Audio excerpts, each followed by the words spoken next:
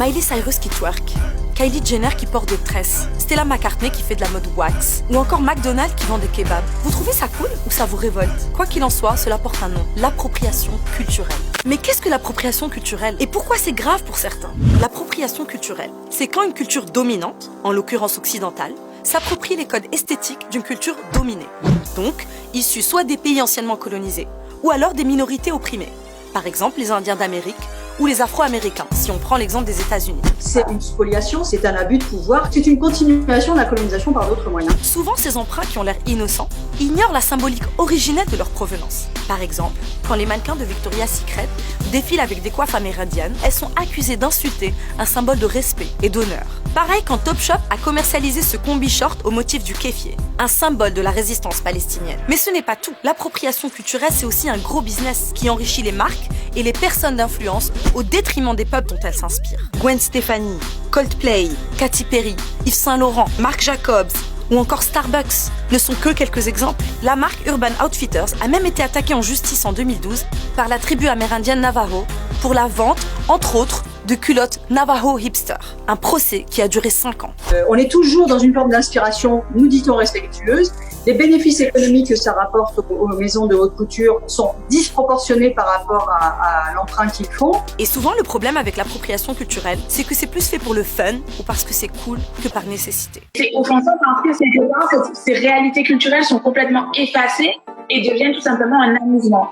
C'est-à-dire ma culture devient un déguisement, ça veut dire qu'on peut rentrer dedans en ressentir. C'est extrêmement violent en fait. Étant noire, quand je porte ma loque, moi ça ne fait pas propre. Et subitement, sur un visage blanc, ça devient du luxe, ça devient artistique, ça devient beau, etc. L'écrivain américain Greg Tate appelle ce phénomène « tout sauf le fardeau ».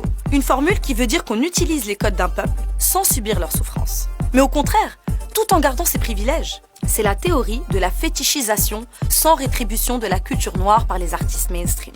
Donc, quand Kylie Jenner porte des tresses au festival de Coachella et qu'elle les défait le soir même après avoir posté sa photo sur Instagram, elle n'a peut-être rien fait de mal en apparence. Mais elle se fait interpeller sur la toile par des activistes afro-américaines parce qu'elle utilise les codes de la culture afro-américaine sans jamais évoquer le nombre de Noirs tués par la police. Ou alors, quand le groupe français électro The Blaze tourne son clip à Alger, Territory, avec des jeunes défavorisés, l'artiste marocain Mohamed Sqali dénonce un phénomène de mode qui ne profite pas aux artistes locaux. C'est totalement ok de s'inspirer et évidemment on est tous fiers que la culture arabe soit partout en ce moment.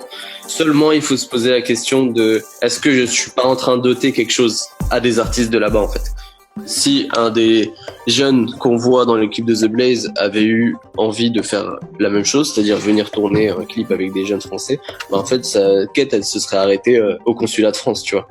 Mais alors vous direz, si je cuisine des sushis ou que je fais de la danse orientale, est-ce que je fais de l'appropriation culturelle? Pour l'auteure sud-africaine Zoya Patel, c'est l'intention qui compte. Il faut trouver la fine ligne entre appropriation culturelle et inspiration. S'il y a un échange équitable et que les deux parties bénéficient de cette inspiration, c'est positif. Par exemple, quand la marque Hermès avait lancé une ligne de sari indien en 2011, elle avait fait une collaboration avec des designers indiens locaux. Ces derniers avaient ainsi reçu une rétribution financière importante et eu une visibilité. Durant l'été 2017, un comité formé de Premières Nations d'Amérique du Nord a demandé aux Nations Unies de rendre illégale l'appropriation culturelle afin de protéger leurs motifs, leurs danses, leurs langues et leur médecine traditionnelle.